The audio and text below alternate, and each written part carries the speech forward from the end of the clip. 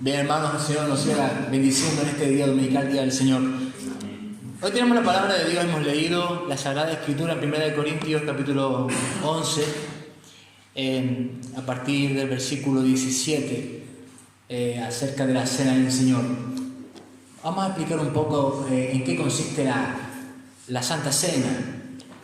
Y quiero hablar sobre 3 aspectos de la Santa Cena, ¿de acuerdo? 3 aspectos de la Santa Cena. Primeramente debemos saber que la Santa Cena se llama santa. ¿Recuerdan la palabra santo en hebreo que significaba kadosh? Es una cena separada de otro tipo de cualquier otro tipo de comida, porque no es una comida común, no es una comida para alimentar el vientre, sino que es una comida y es una bebida que tiene un significado ritual, espiritual, donde por medio de la fe nos alimentamos del Señor, comemos y bebemos del Señor, aunque el pan no es el Señor y el vino tampoco es el Señor, y los elementos de la Santa Cena no sufren ningún tipo de transubstanciación como se enseña en otras religiones, ¿no? Hay otras denominaciones cristianas, que se llaman cristianas, que enseñan que el pan y el vino se convierten literalmente en el cuerpo y en la sangre del Señor, porque el Señor dice: esto es mi cuerpo, esto es mi sangre. Claro, nosotros lo entendemos de otra manera. Nosotros entendemos que el cuerpo del Señor no está aquí en la tierra, está a la diestra del Padre en el cielo. Y que cuando el Señor dice: este es mi cuerpo, este es mi sangre, está hablando de manera metafórica. Es como cuando el Señor dice: yo soy la puerta. Eso no significa que el Señor sea una puerta y porque usted le pegue una patada a una puerta, le está pegando una patada al Señor. O sea, ¿por qué no? Es una metáfora. O por ejemplo, cuando el Señor dice: yo soy la vid verdadera, eso no significa que cuando usted vea un viñedo, vea una vid, ese sea el Señor. Tampoco, ¿verdad? Son metáforas que el Señor utiliza para Él ser representado y significado a través de signos y símbolos. Bien. La palabra del Señor entonces nos llama que esta cena del Señor se llama cena porque fue tomada en la última noche cuando nuestro Señor Jesucristo participó de la fiesta de la Pascua hebrea y ellos tenían que comer un cordero. ¿Recuerdan la historia? Que hoy lo vamos a recordar de todas maneras y vamos a repasar todo esto porque es algo sumamente importante.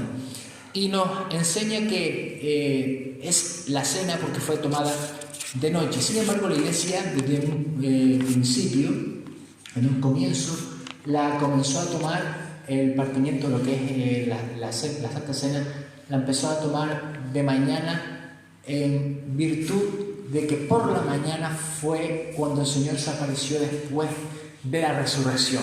Entonces, a partir de ahí, el primer día de la semana, por la mañana, participaban del sacramento de la Santa Cena. La Santa Cena tiene otros nombres para los que estén tomando nota. Cena del Señor. Ese es el término que aparece en la Biblia, es Cena del Señor.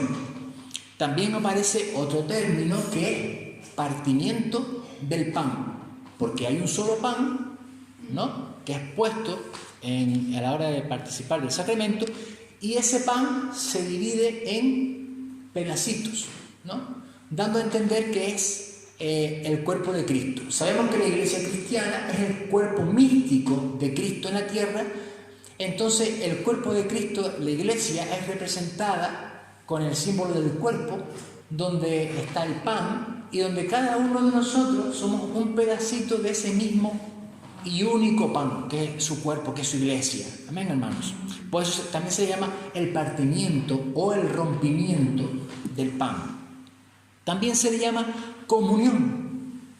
También se llama la comunión de Cristo. ¿Por qué? Porque a través de este sacramento nosotros participamos y tenemos una comunión profunda con el Señor. Es un tiempo de oración, meditación, confesión, recogimiento delante de la presencia del Señor, donde por medio de la fe, como dije antes, aunque físicamente no estamos comiendo a Cristo, físicamente comemos pan, físicamente bebemos vino, pero espiritualmente estamos comiendo su cuerpo y bebiendo su sangre por medio de la fe. La fe es como una boca que se alimenta del cuerpo y la sangre del Señor, mientras que nuestro vientre se alimenta del pan y del vino representado. ¿De acuerdo, hermanos? Y también se le llama, o se le ha llamado desde tiempos antiguos, no es algo nuevo, ni es algo de una religión en concreto, sino que es algo que utilizaban también los primeros cristianos, el término o fonema Eucaristía, que significa acción de gracias, dar gracias. Charisma es gracia, bueno, una buena acción de gracia, porque nunca se debe de participar de los elementos sin primero orar por ellos y dar gracias a Dios por ellos. Entonces, el término Eucaristía es en griego, para que lo sepan. Entonces, los primeros cristianos de los primeros siglos también le llamaban como Eucaristía. Bien. Eso no significa que sea exclusivo de una iglesia en concreto, sino que también nosotros lo podemos utilizar si queremos, aunque preferimos utilizar la Santa Comunión, Cena del Señor, Santa Cena, para que no nos confundan, ¿verdad? Sobre todo para que no nos confundan con otras religiones. Bien. Hermanos, la Cena del Señor es un sacramento. Y yo no sé si ustedes recuerdan qué es un sacramento. Muchas iglesias no quieren utilizar el término sacramento. Muchas iglesias, evangélicas, protestantes, no quieren utilizar el término sacramento porque es un término que utilizan otras religiones. Bien, ahora, ¿qué es sacramento? La palabra sacramentum en latín es una traducción que utilizó San Jerónimo de la Biblia en el original griego al latín. ¿Recuerdan que hizo la Vulgata latina? Bueno, sacramento. Viene del griego mysterium. ¿Por qué? Porque hay un misterio en los sacramentos. ¿Cuántos sacramentos hay? Para algunas religiones hay 7. Para nosotros, sí, para la iglesia, por ejemplo, para la iglesia de Roma hay 7, no sé si lo sabían, que son bautismo, confirmación, penitencia, Eucaristía, orden sacerdotal, unción de enfermos y matrimonio. Son 7. Para nosotros, sin embargo, en la Biblia y en los evangelios solamente vemos 2, que son el santo bautismo y la Santa Cena o Santa Comunión, o Cena del Señor. O sea, solamente hay 2. Y cada uno tiene un significado. Son paralelos de los sacramentos del Antiguo Testamento, porque Dios ha establecido un pacto que la Biblia lo describe, el pacto de Dios con su pueblo, lo describe en Hebreos capítulo 13, lo describe como un pacto eterno que fue elaborado desde antes de la fundación del mundo y que continúa hasta la eternidad. Entonces nosotros vemos que en ese pacto, en el desarrollo de la historia, Dios pone 2 sacramentos que están relacionados con su pacto. Por tanto, los sacramentos son ¿qué? Señales y sellos y una presentación ¿de qué? Del pacto de gracia que Dios ha establecido con su pueblo.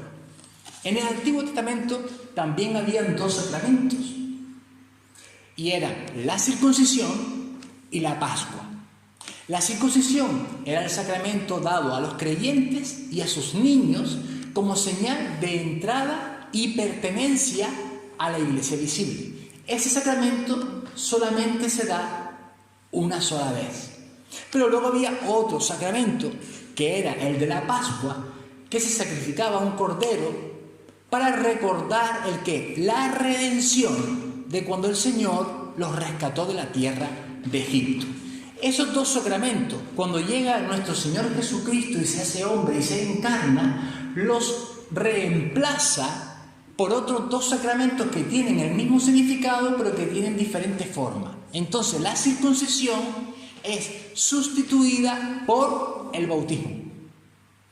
Y la Pascua hebrea es sustituida por la Santa Comunión o Cena del Señor. Bien, entonces vemos que bajo el Evangelio Cristo es presentado no solamente a través de la predicación, porque hay que entender otra cosa, que los sacramentos es la palabra bajo signos. Por eso nadie puede administrar los sacramentos si no tiene el llamado del ministerio ¿de qué? De la palabra. ¿Por qué? Porque los sacramentos es la misma palabra, pero bajo símbolos. Ahí hay un pan triturado, molido, hay un vino y tal, que representa algo. O sea, está hablando de algo, pero por señas.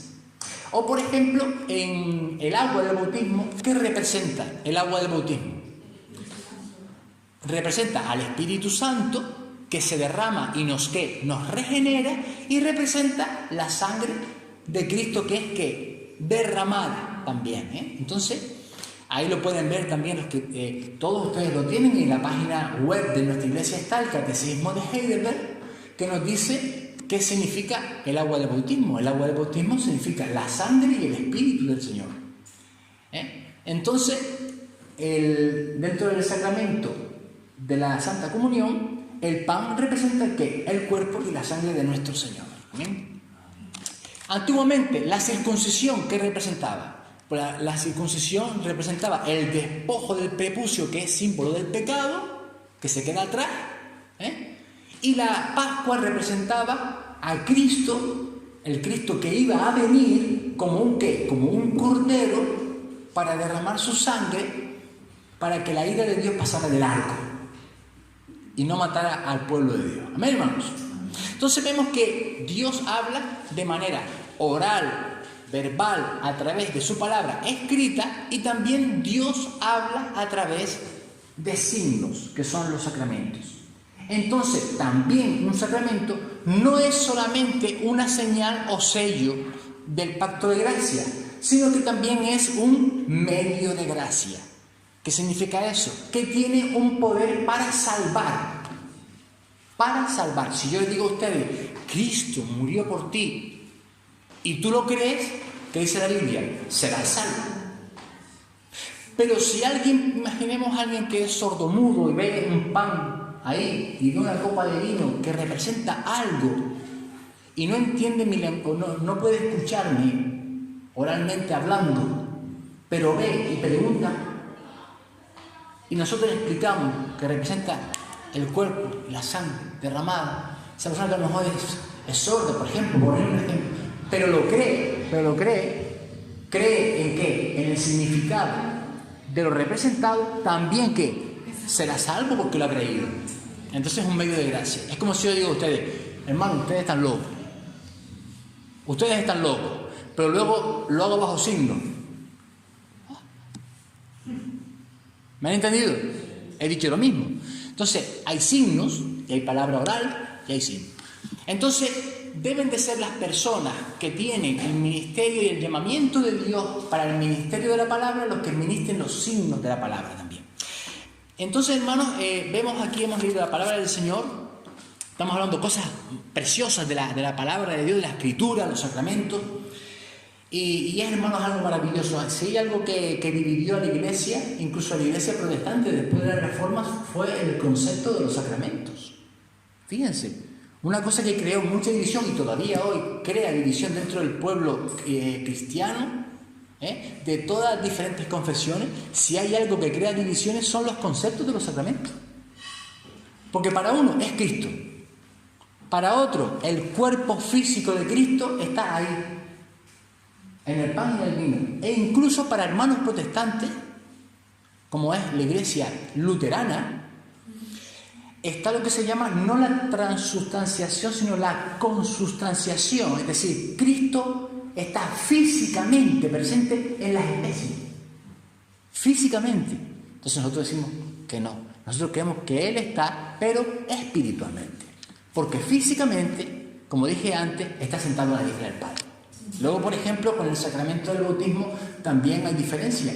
Por ejemplo, para los bautistas, inmersionistas, el bautismo de agua no es la sangre y el espíritu de Cristo, es una tumba.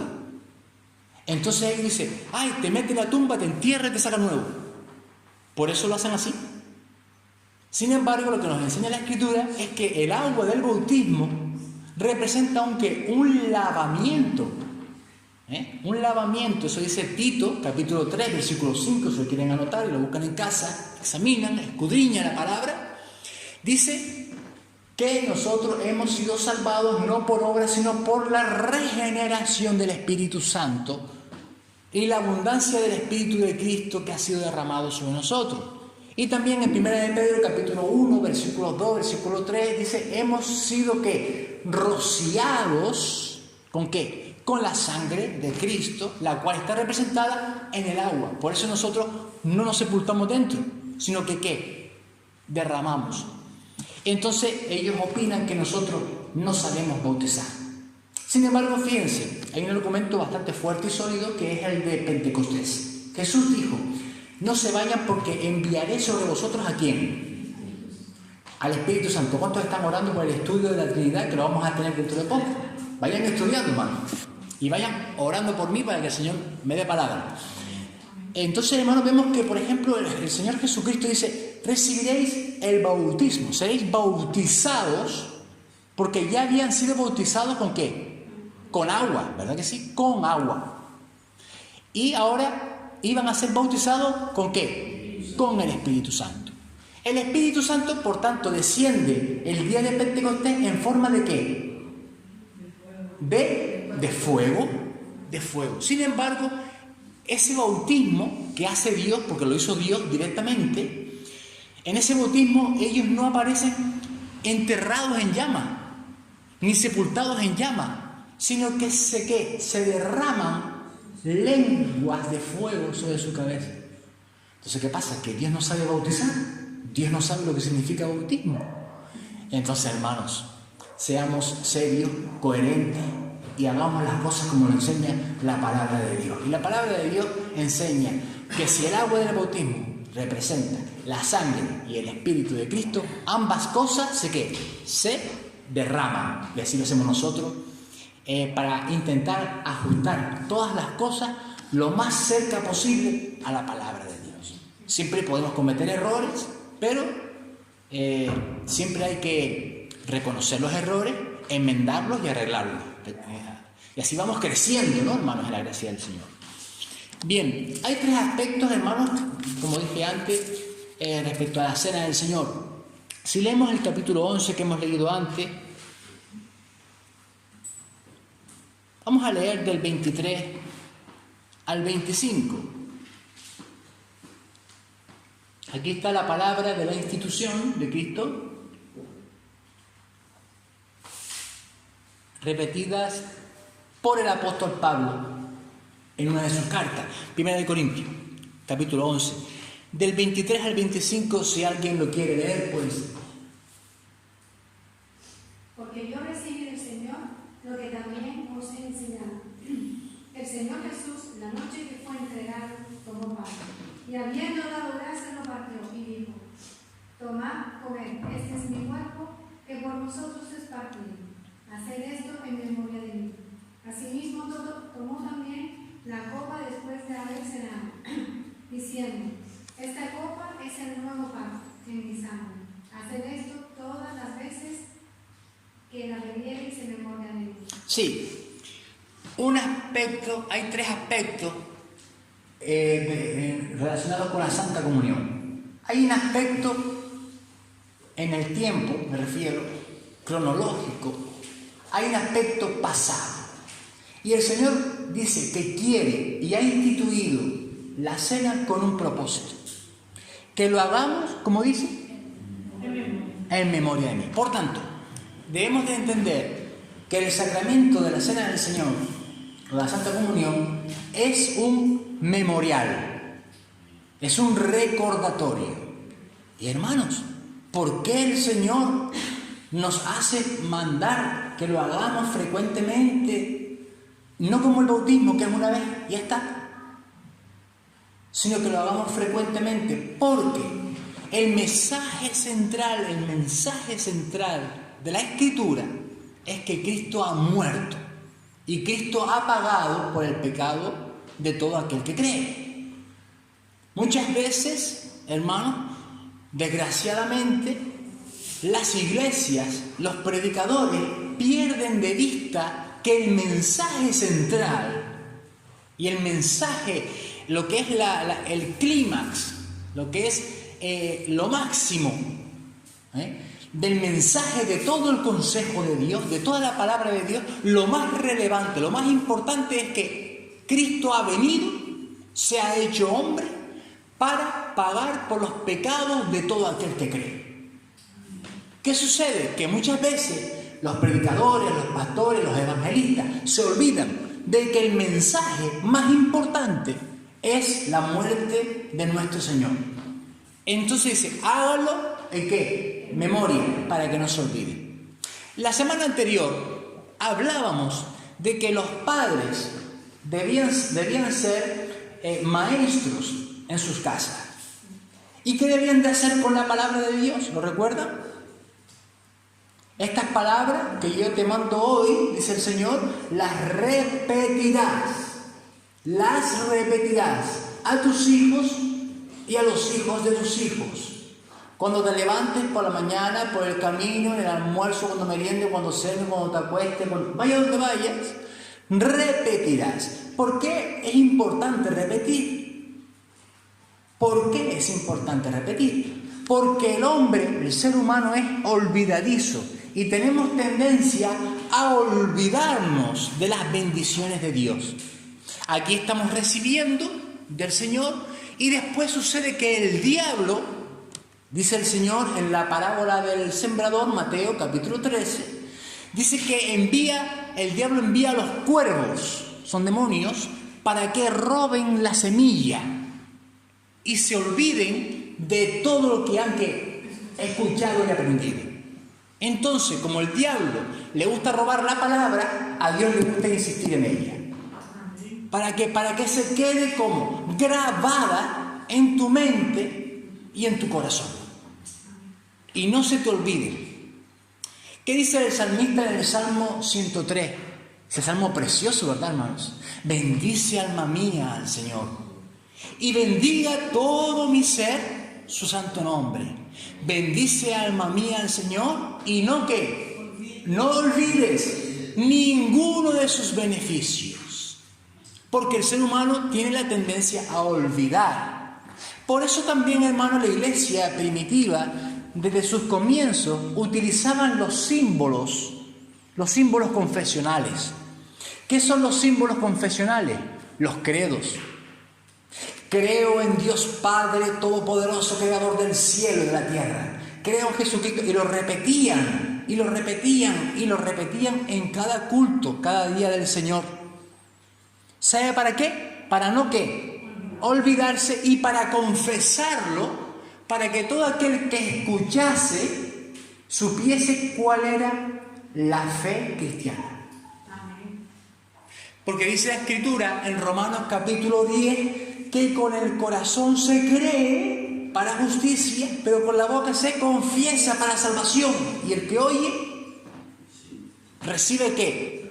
La fe, porque la fe viene por el oír de la palabra de Dios y de todos los principios escriturales que están registrados en nuestros símbolos, credos, confesiones y catecismos. Amén, hermanos. La iglesia desde un principio utilizó la catequesis, que a veces nos parece un término como de otra religión. No. Si ustedes toman el texto de Gálatas capítulo 6, versículo 6, y lo miran en el texto griego, dice que el que catequiza, y luego están los catecúmenos. Los catecúmenos, ¿quiénes son? Los que están recibiendo la enseñanza. Y los catequistas son los maestros. No tiene nada que ver con ninguna religión en concreto, sino que es un término estrictamente bíblico, apostólico e inspirado por el Espíritu Santo. E incluso los primeros catecismos, con todas más de 100 preguntas o 200, fueron hechos y elaborados por los reformadores y por los sínodos y las iglesias reformadas, tanto de los Países Bajos como también en el Reino Unido, concretamente en Westminster.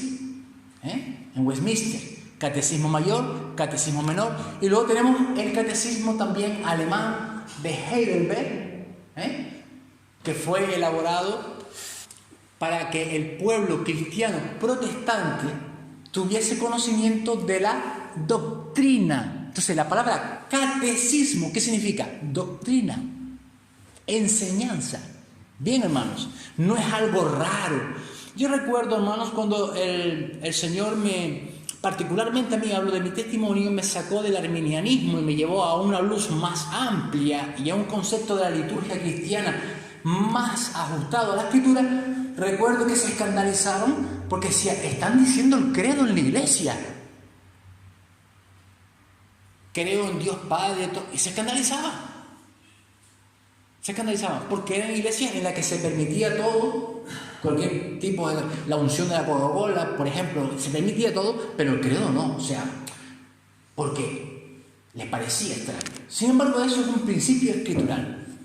Por ejemplo, el pueblo judío en la sinagoga tenía su credo. ¿Cuál era? El Shema. El Shema. Shema significa escuchar. Shema Israel. Shema Israel. Escucha Israel. El Señor nuestro Dios, Deuteronomio capítulo 6. El Señor uno es, llamarás. Y ellos lo repetían cada día de reposo. El sábado, el sabbat. Cada día de reposo en la sinagoga y lo confesaban juntos. Hacían confesión de su ¿qué? De su fe. Cuando llega Cristo, la iglesia cristiana hace uso de los mismos elementos, pero bajo el nuevo ¿qué? El nuevo pacto. Y entonces la iglesia cristiana establece el credo conocido como credo apostólico, que era creo en Dios Padre Todopoderoso, creo en Jesucristo, creo en el Espíritu Santo, creo en la iglesia universal. Amén. Entonces, todo eso es parte de la liturgia y los ritos cristianos, que no son ritos muertos, son ritos de vida, porque están cargados del Espíritu Santo. Están cargados de la palabra de Dios. Hay ritos muertos y hay ritos que son del Señor de la vida. Entonces, uno de los motivos por el cual nosotros debemos de participar de la mesa del Señor, también conocido como mesa del Señor, se me había olvidado antes, anótelo, mesa del Señor, es que debemos de recordar de dónde nos ha sacado el Señor. Cuando el Señor estableció la Pascua, que es el paralelo, es el paralelo de la Santa Comunión en el Antiguo Pacto, ¿para qué estableció el Señor la Pascua y sacrificar el Cordero?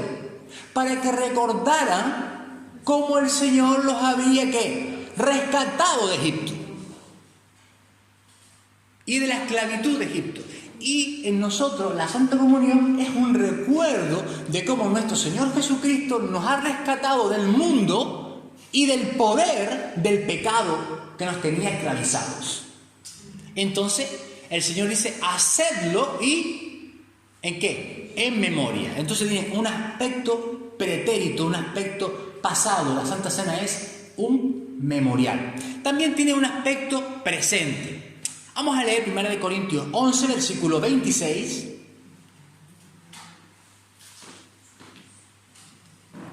Primero de Corintios 11, versículo 26. Si alguien lo puede leer, pues se lo agradezco. Así pues, todas las veces que comiereis este pan y bebiereis esta copa, la muerte del Señor anunciáis hasta que Él venga. Ok, aquí hay algo presente. Cuando se está participando, ¿no?, del partimiento del pan y del vino, la muerte del Señor, ¿qué? Anunciáis. Entonces hay un aspecto presente. Estamos haciendo una proclamación. Ya no es solamente un memorial para nosotros, sino que es una proclamación a todo aquel que se acerca a la iglesia. Es una proclamación de ¿qué? De la muerte del Señor. Dice, la muerte del Señor, ¿qué? Anunciáis. Estamos ¿qué? Predicando la muerte del Señor. Y estamos haciendo énfasis en la muerte del Señor. Como dije antes, desgraciadamente muchas iglesias han perdido de vista cuál es el tema central de la palabra de Dios. Y desgraciadamente hay muchas ovejas de Dios que están hambrientas, que se acercan a un culto, se acercan a una iglesia para que le hablen ¿de qué? ¿De qué? ¿De qué quieren saber ellos? Del Señor. De sus atributos, de su obra, de su palabra, de su doctrina, y con lo que se encuentran, ¿con qué? Con un show, con un espectáculo, con palabras de psicología moderna, de autoestima. Descubre el campeón que hay en ti. Cuando Dios dice, descubre lo pecador que eres, ¿no? O sea, la autoestima está metida en la psicología, la nueva era metida dentro de la iglesia, en los púlpitos, la superación personal. Tú eres maravilloso, tú eres tal, o sea, para subirle la autoestima a la gente. Y uno de los grandes problemas es que nos queremos mucho a nosotros mismos. Y el Señor dice, el que no aborrece su vida por causa de mí no puede entrar en el reino de Dios. Amén. Dios no te ha llamado a mirarte de espejo, como aparece por ahí muchas veces, unos gráficos que se ve un gatito y luego cuando se mira el espejo ve un león. Como diciendo, soy un poderoso que no vea, ¿no? No somos nada, hermanos. Y cuando nos encontramos con la gloria de Dios, ¿qué sucede? Que descubrimos la grandeza de Dios y nuestra, ¿qué? Pequeñez. Alguien oraba antes, recordando a Juan el Bautista, es necesario que el Señor crezca y que yo mengüe. Y lo hemos cantado también alguna vez. No soy nada, del polvo nací. Somos polvo de la tierra, al polvo vamos a volver, no somos nada, pero Dios es todo. Y este Dios que es todo hace cosas maravillosas con gente que no son nada. Lo débil del mundo escoge el Señor. Lo que no es, lo coge el Señor para avergonzar a los que se creen ser algo. Yo no soy nada, tú no eres nada, pero a las manos del Señor, hermano, el Señor puede hacer lo que Él quiere. Entonces el mérito ya no es nuestro, ya no es autoestima, es que teoestima, es amarás al Señor tu Dios con todo tu corazón, con toda tu alma, con toda tu mente y con todas tus fuerzas. El mundo dice, ámate a ti mismo, quiérete a ti mismo, cuídate, valórate, no sé qué, no sé cuánto, pam, pam, pam, pam. Ahí está con ese machaqueo en lo que se llama, bueno, incluso hay anuncio publicitario, el yoísmo. Yo practico el yoísmo, es la exaltación de ¿qué? Del yo. Mientras que Cristo va en contra de la filosofía del mundo y dice, es necesario que tú mueras para que pueda vivir el Señor en nosotros. ¿Amén? Entonces, la muerte del Señor anunciáis. El apóstol Pablo, cuando predicaba la palabra de Dios, no hablaba de superación personal, no hablaba, y fíjense que muchos esperaban y querían escuchar a Pablo, porque Saulo de Tarso era muy conocido en su época, era muy conocido en el mundo antiguo. Incluso en el ámbito secular, el apóstol Pablo se ponía a la altura de los filósofos de aquella época y se presentaban en el Areópago y en esos patios públicos, en esas ágoras, esas plazas públicas donde iban los filósofos a exponer su filosofía. Pues ahí iba Pablo y los griegos se acercaban y dicen, vamos a ver qué dice este filósofo. ¿Y de qué hablaba este filósofo llamado Saulo? Vamos a ver de qué habla. ¿Y de qué hablaba? Fíjense en el capítulo 2 de 1 de Corintios, aquí mismo. Vamos a leer del 1 al 5, 1 de Corintios 2, versículos del 1 al 5.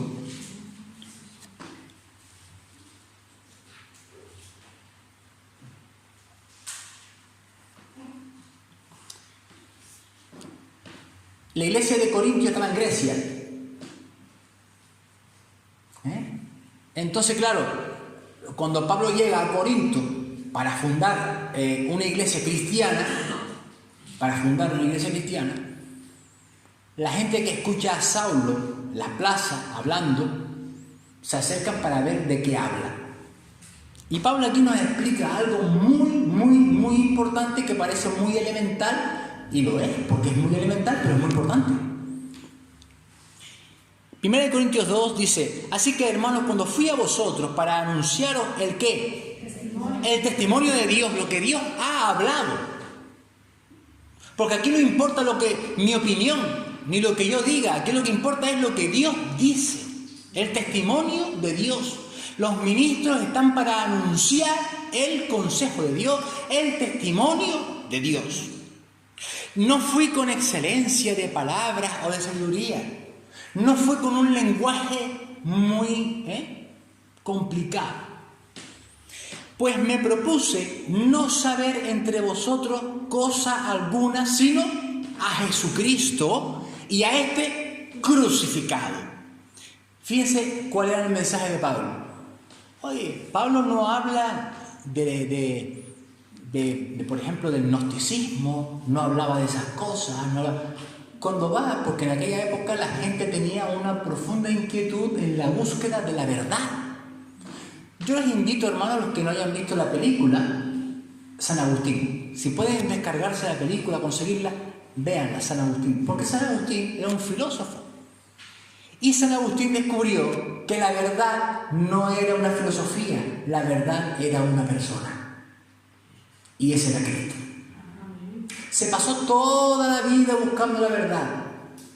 Se fue de Hipona, de África, fue a Roma, allí estuvo con los más grandes eruditos, se convirtió en el vocero del rey, o sea, del emperador, o sea, muchas cosas. Era un hombre con una tremenda erudición desde el punto de vista humano, terrenal. Era un gran elocuente, pero estaba muerto, seco, hueco y vacío, destituido de la gloria de Dios. Y errado. Hasta que habla con San Ambrosio de Milán, que era el obispo, el pastor de la iglesia de Milán, y le dice: San Agustín, yo también era igual que tú, y te voy a decir algo, la verdad no es una filosofía, la verdad es una persona. La verdad es una persona. Y San Agustín se quedó sorprendido. ¿Cómo? Una persona encarna la verdad. Hasta que tiene ese encuentro con Cristo y se convierte él también en pastor, en obispo, en Hipona, en África. Y se convirtió además en el doctor de la gracia, donde se inspiraron los reformadores como Juan Calvino, porque fue el que mejor elaboró la doctrina de la predestinación. Dice: no, nosotros no elegimos a Dios, es Dios el que nos elige a nosotros. Y no es por obra, es por gracia. O sea, explicó lo que había dicho Pablo y lo amplió. Bien, me propuse no saber nada, no quiero palabras sabias, no soy un gran elocuente. Si alguien quiere escuchar a un conferenciante terrenal, váyase a otro sitio, porque aquí de lo que voy a hablar es de quién, de Jesucristo crucificado, derramó su sangre para el perdón de los que creen. Punto. Dice: ¿para qué? Dice: hermano, para que vuestra fe, versículo 5, para que vuestra fe no esté fundada ¿en qué? En la sabiduría de los hombres. Es que Sócrates dijo, es que Platón dijo, es que Aristóteles dijo, es que el otro dijo. No, sino para que vuestra fe esté fundada en el poder de Dios.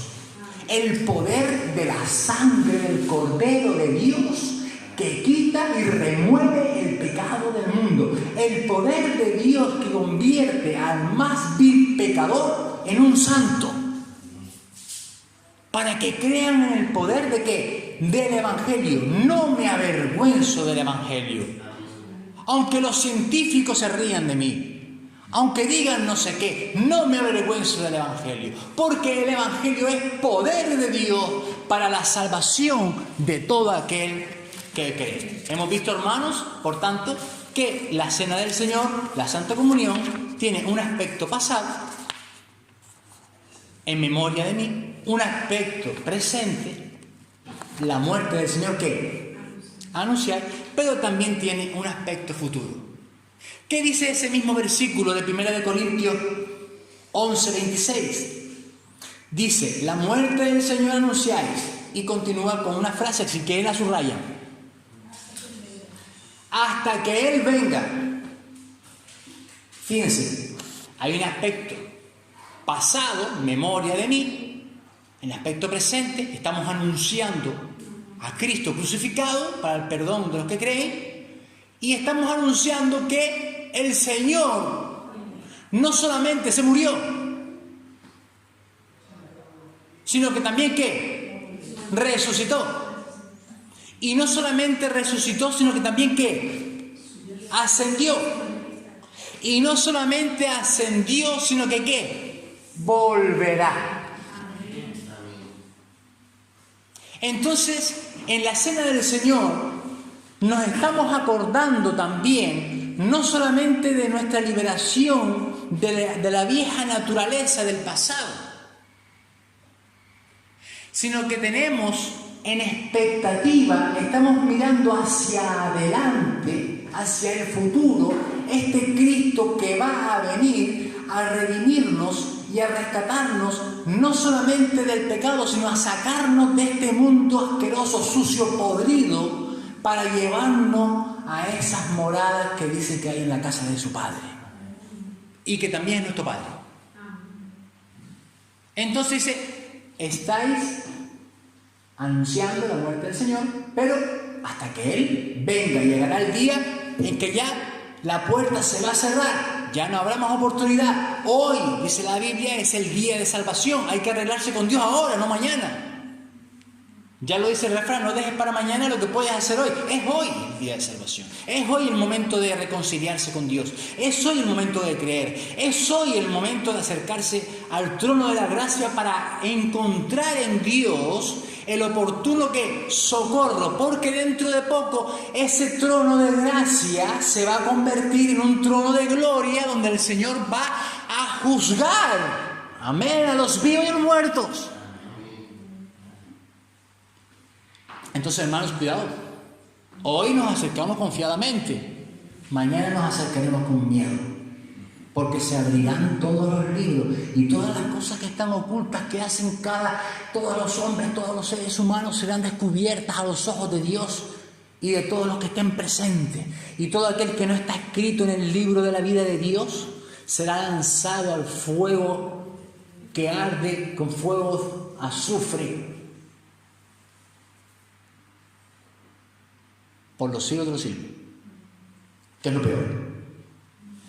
Porque hay algunos que son lo que se llama aniquilacionistas, que dicen que serán lanzados al fuego y ahí está, se murió.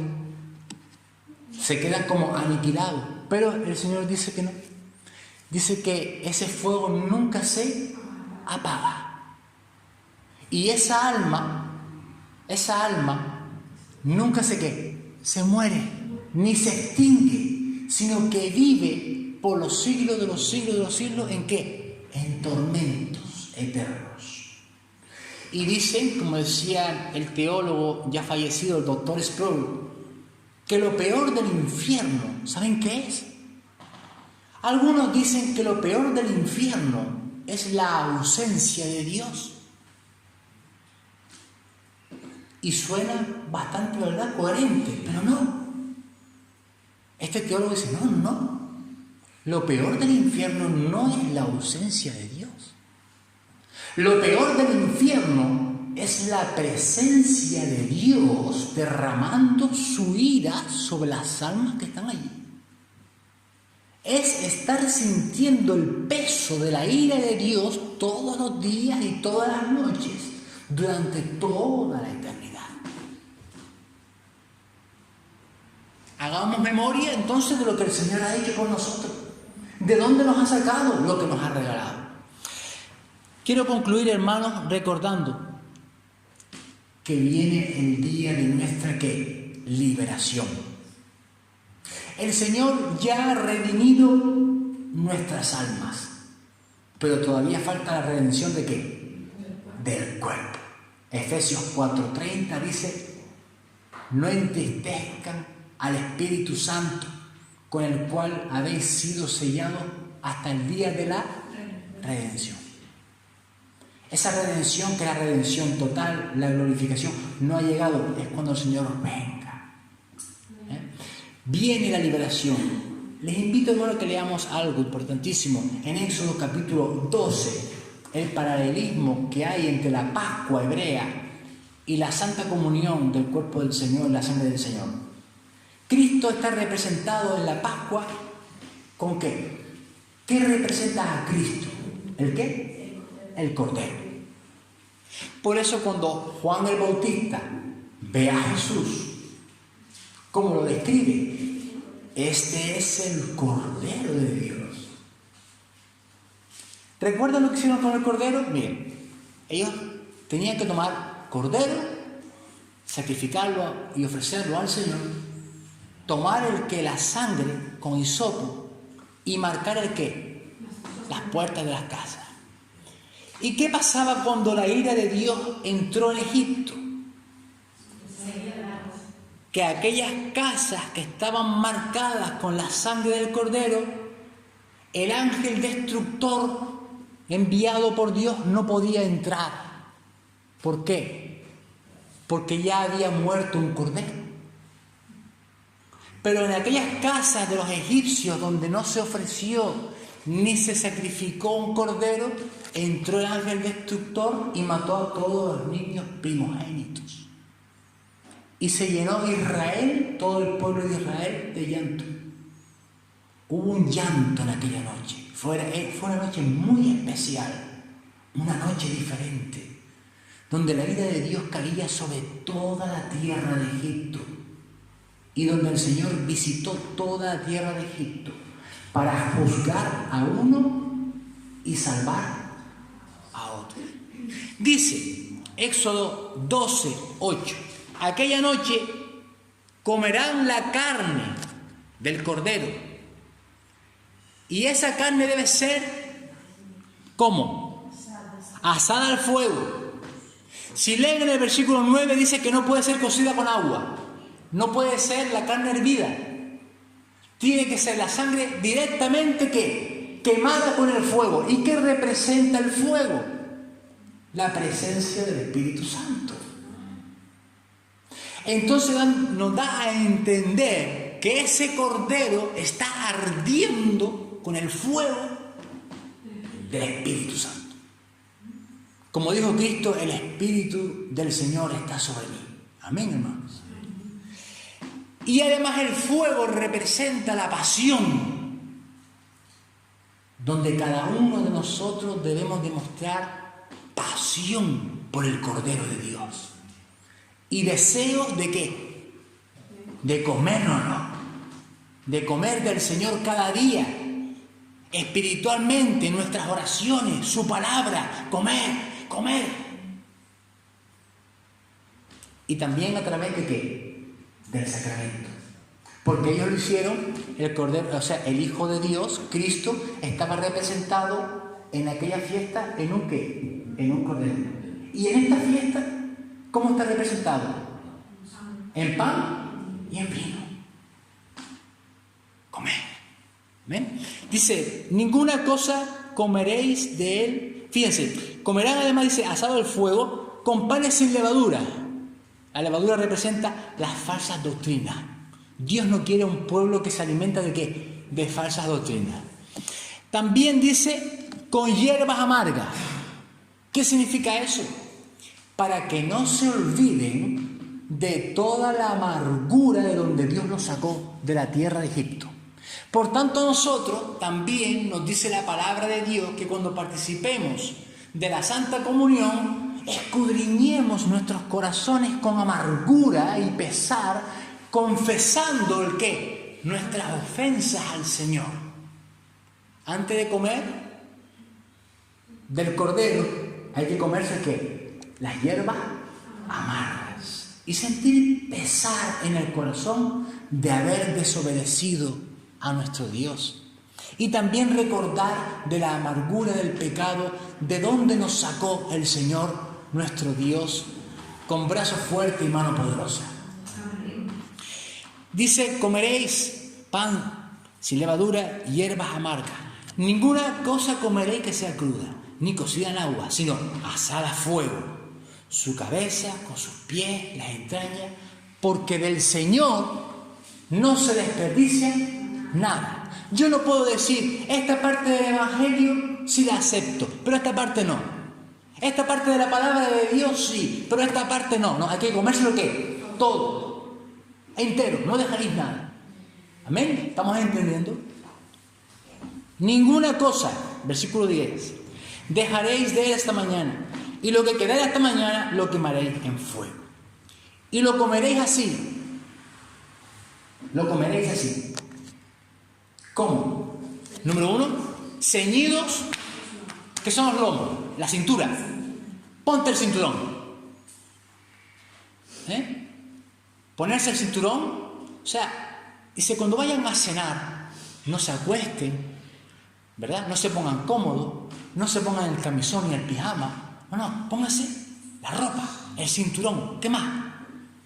No se pongan las chancletas, pónganse el ¿qué? Las playeras, vuestros pies calzados. Esto tiene un significado. Dice, y vuestro bordón, ¿qué es el bordón? Es un bastón con una punta de hierro en vuestra mano. Y lo comeréis, ¿cómo os comeréis la Pascua? Con prisa. ¿Sabe por qué? Porque nos vamos. ¿Estamos entendiendo el mensaje de la Santa Cena? El aspecto futuro. Nos vamos. Estamos anunciando que nos vamos. Que no nos vamos a quedar aquí. Que nos van a echar. No lo sabían. Nos odian. Nos aborrecen. Nos desprecian. Somos la escoria de la sociedad. Pero somos la gloria del Señor en el mundo. Amén. Y el Señor está diciendo aquí, y si ustedes, cuando vayan a comer, ceñidos. Ellos tenían una ropa, sobre todo los varones, que eran como trajes hasta abajo. ¿Saben qué hacían? Ustedes, como un pañal, hacía así, cogían la tela de atrás, hacia adelante, la del lado, hacia acá, la de este lado, hacia acá, hacían un nudo, pum, amarraban y ceñían la cintura, ¿y qué? A correr, que nos vamos. Eso dice, ceñidos los lomos. Eso es lo que significa ceñidos los lomos. ¿Por qué? Porque si se queda con el traje, con el camisón, se van a estampar, se van a tropezar. No, ceñido, todo el mundo ceñido, con el bastón. Y si hay que pegar un palo a un egipcio, se le pega. Porque nos vamos. No se ponga la chanqueta, no, playera de correr, de footing. ¿Cómo dice ahora? Running. Bueno, pues esa, playera de correr. Nada de chanclera, no, a correr porque nos vamos. Amén. El Señor viene por nosotros. Y el Señor viene a buscar un pueblo que tiene ¿qué? Los lomos ceñidos. Nada de quedarse ahí embelesado comiéndose el corderito, qué rico está, qué sabroso. No vamos. Comerlo como, con rapidez, con prisa, ceñidos, calzados. Porque es la Pascua de Jehová. Es nuestra ¿qué? Nuestra liberación. Y el Señor nos va a sacar de Egipto. Al día siguiente por la mañana salieron de Egipto. Y cuando los egipcios vieron todos los muertos, no tuvo que ir Moisés a donde Faraón. Ramsés, deja ir a mi pueblo. No hizo falta. Cuando ellos vieron todos los muertos, los mismos egipcios dicen, váyanse de aquí, que por culpa de ustedes nos ha pasado todo esto. Váyanse. O sea, no hace falta ni que nosotros nos despidamos. Ellos nos echan. Ellos nos echan. Y entre más amas al Señor, más te van a odiar. O sea que, hermano, pasado, memoria de mí, anunciamos la muerte. Anuncio, el Señor viene. Dios bendiga su palabra. Amén.